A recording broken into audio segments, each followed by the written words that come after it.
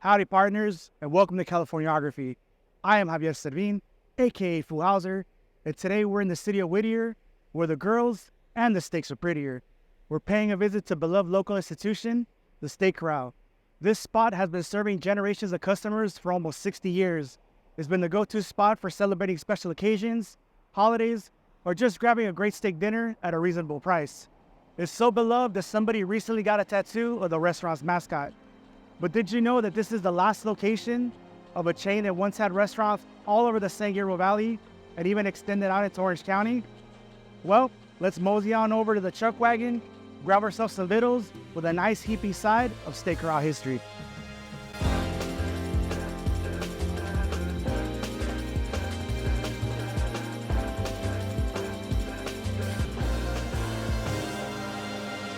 It's full Howser.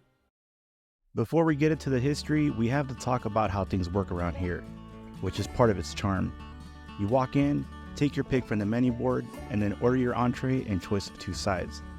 I always go for the salad bar and baked potato.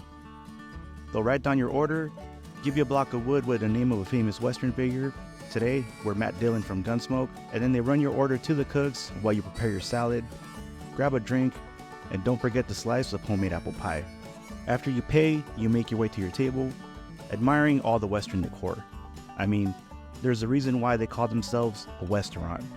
And place the block of wood on the table and wait for your steak to arrive. Afterwards, you mosey on over to the fixins bar to top your steak and potato with whatever you want. Now that we've got our main course, we can dig into some Steak Corral history. Steak Corral was founded in San Gabriel in 1961 by Bob Beyer when he was just 21 years old and fresh out of college. He studied hotel and restaurant management at the University of Denver, where he received training both in cooking and administration, which provided the solid foundation for his success. With Steak Corral, he set out to give customers their money's worth, while also ensuring that the restaurant made an honest profit. A family could have a great steak dinner and a fun night out without breaking the bank. The atmosphere of the restaurant also played a huge role in enticing customers back. The Western theme was a hit with families. Kids would be given Indian headbands and candy suckers by friendly waiters and waitresses, dressed like cowboys and cowgirls with nicknames like Jailhouse Jenny and Dangerous Denise. Beyer was also an industry innovator. He claimed to be one of the first people to put a salad bar in a restaurant. Beyer was also a huge believer in a strong employee-employer relationship. It wasn't unusual to see him behind the grill helping to put orders out. He also believed in rewarding hard work and dedication. His managers worked their way up from entry-level positions. The San Gabriel location was so successful that Beyer opened a second Steak Corral in Arcadia in 1964, followed by the Whittier location in 1965. In 1967, he opened a 4th location in Pasadena, which by all accounts was the crown jewel of the chain. It was 5,500 square feet, could seat 200 guests, and had parking for 73 cars, and was air-conditioned. In 1968, the restaurant's nameless mascot, a cowboy roping a steak, finally got a name, the Corral Kid, although he was also known by various other aliases, including Lasso Larry, Pioneer Pete, and my favorite, Beefy Bill, which would have been apt, given that in that year, just one of the restaurants was using 3.5 tons of beef a month.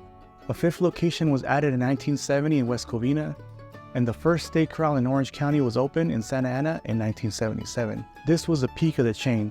6 restaurants opened at the same time, although this was short-lived. The San Gabriel location was closed in 1978, followed by the Arcadia one in 1979. The next few years saw the closure of all but 2, the West Covina and Whittier restaurants, although the Covina location did eventually close in 2007, leaving only the Whittier one. The Whittier location continues to thrive because it's in good hands.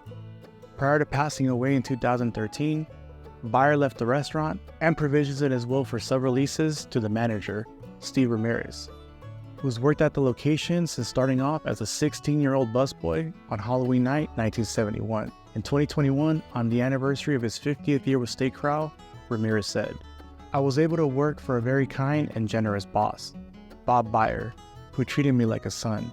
He wanted to see the Steak Corral restaurant continue on, and I have tried my best.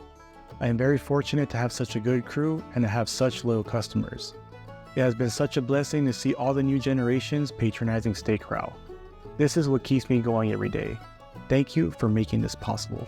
Steve Ramirez's story is the epitome of Bob Beyer's philosophy of taking care of his employees and rewarding their hard work and dedication. And Ramirez is continuing Beyer's legacy today. It's not unusual to see him out on the floor, fixing the soda machine or refilling the salad bar.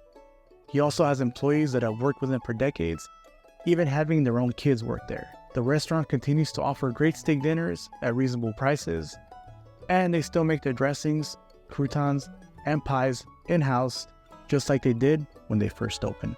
So why don't you gather up your posse, make the trek down to Whittier, and support this local spot and ensure that it celebrates its 60th anniversary and beyond.